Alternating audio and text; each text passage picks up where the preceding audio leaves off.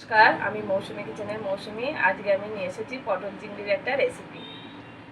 আমাদের লাগবে, আমি নিয়ে নিয়েছি 500 গ্রাম পটল, আর আমি নিয়েছি 4টে বড় সাইজের আলু কেটে, আর লাগবে স্বাদ মতো লবণ, পরিমাণ মতো হলুদ, আমি 2টো টমেটো কেটে নিয়েছি, আর 5-6টা কাঁচা লঙ্কা আছে, আর আমি পেস্ট বেটে নিয়েছি আদা রসুন, আর সাথে লাগছে আমার চিংড়ি মাছ। এখানে 200 থেকে 250 চিংড়ি মাছ আছে। আমি ভালো করে এটা বেছে পরিষ্কার করে লবণ হলুদ মাখিয়ে রেখেছি। আর আমি ফোড়নের জন্য নিয়ে নেব 2টো শুকনো লঙ্কা, একটা তেজপাতা, সামান্য চিনি এটা কালারের জন্য, আর দেব ফোড়নে গোটা জিরে।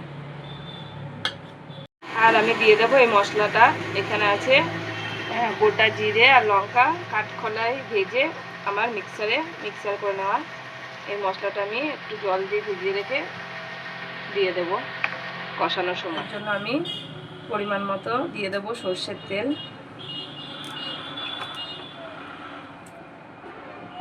তেলটা গরম হয়ে গেলে আমি চিংড়ি মাছগুলো ভেজে নেব। গরম হয়ে গেছে, চিংড়ি মাছটা দেওয়ার আগে আমি সামান্য লবণ দিয়ে নেব, যাতে চিংড়ি মাছের জল থাকলে না ছিটকে আসে আমার গায়ে। তো চিংড়ি মাছগুলো আমি সবকটা ভেজে নেব।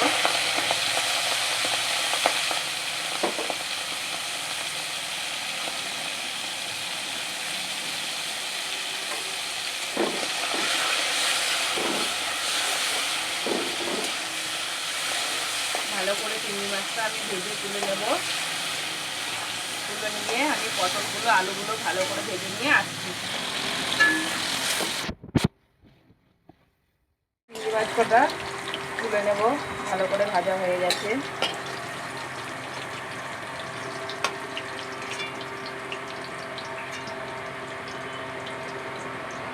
এই তেলেই আমি পটলগুলো আর আলুগুলো ভালো করে ভেজে নেব।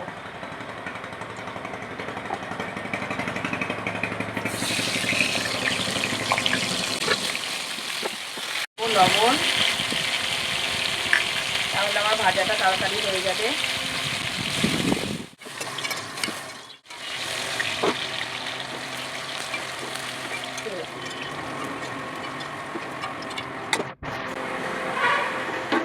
চিংড়ি মাছটা ভেজে নিয়ে তারপরে আমি এই আলু আর পটলগুলো ভেজে নিয়েছি। এবার আমি তেলটার মধ্যে একটুখানি তেল দিয়ে ফোড়নগুলো দিয়ে দেবো। এই তেলের মধ্যেই খানিকটা তেল দিয়ে দিচ্ছি।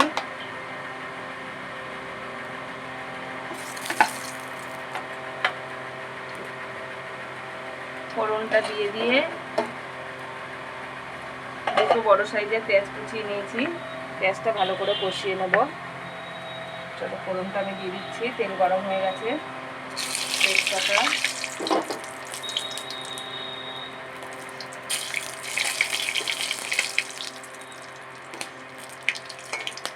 দিয়ে দেবো আমি গোটা জিরের চিনিটা।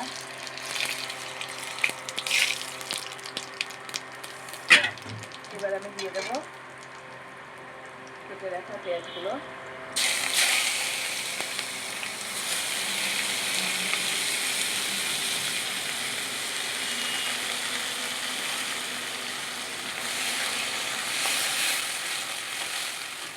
একটুখানি লবণ দিয়ে দেবো যাতে তাড়াতাড়ি পেঁয়াজটা ভাজা হয়ে যায় আর মজেও যায়।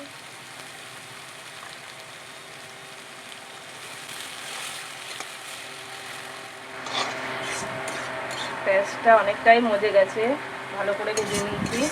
এবার আমি দিয়ে দেবো কেটে রাখা টমেটো আর কাঁচা লঙ্কাটা।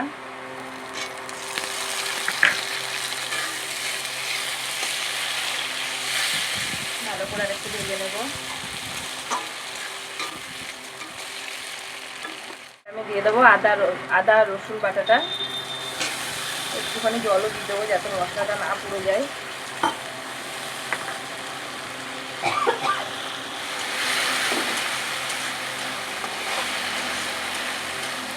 দেখো মাংসর মতো পুরো গন্ধ বেরিয়ে গেছে। এই যে আমার ভাজা মশলাটার মধ্যে আমি দিয়ে দেবো হলুদটাও দিয়ে দেবো।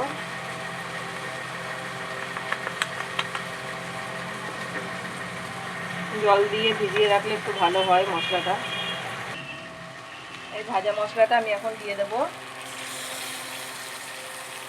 আর একটু জলও দিয়ে দেবো, বাটি ধোয়া জলটাও আমি দিয়ে দেবো যাতে মশলাটা না পুড়ে যায়।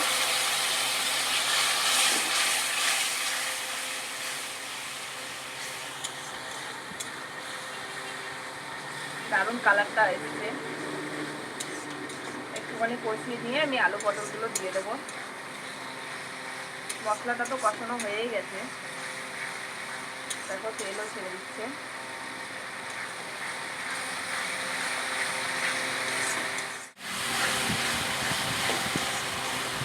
খুব ভালো করে কষানো হয়ে গেছে। এবারে আমি ভেজে রাখা আলু আর পটলটা এর মধ্যে দিয়ে দেবো।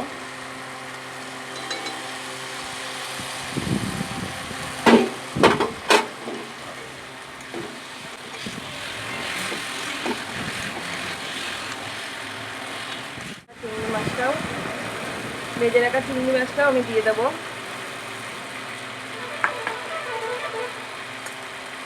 আর একটুখানি লবণ দিয়ে দেবো, আর লাগবে না লবণ।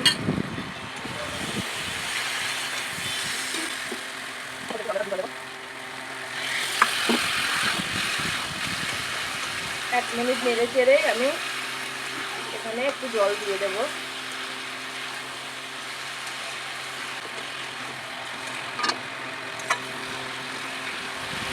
ভালো করে কষানো হয়ে গেছে। এবার আমি দিয়ে দেবো আমার এই গ্লাসের 1 গ্লাস জল। এখানে 300 ml মতো জল ধরে,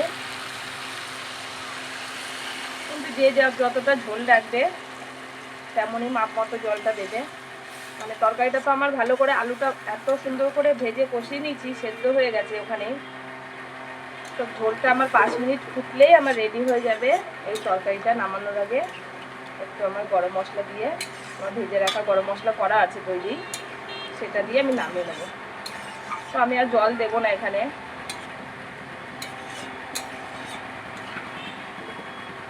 ঢেকে দেবো, 5 মিনিট ফুটিয়ে নিয়ে আসছি আমি।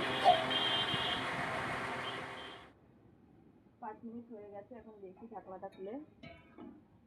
হ্যাঁ, খুব সুন্দর মাখা মাখা গন্ধটাও দারুণ বেরিয়েছে ঢাকনাটা খোলার সাথে সাথেই।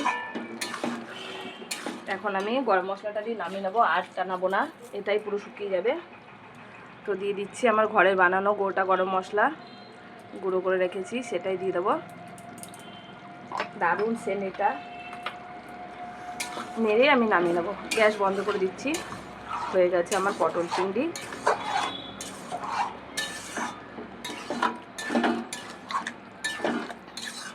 চলো নামিয়ে নিই।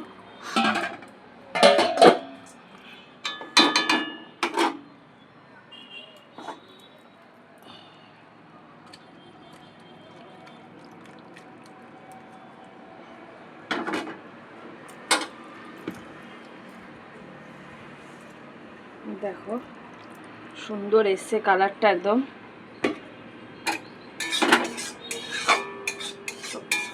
কেমন লাগলো সবাই জানিও কমেন্ট করে আমার পটল চিংড়িটা। ভালো লাগলে লাইক কমেন্ট শেয়ার করো। চলো বাই।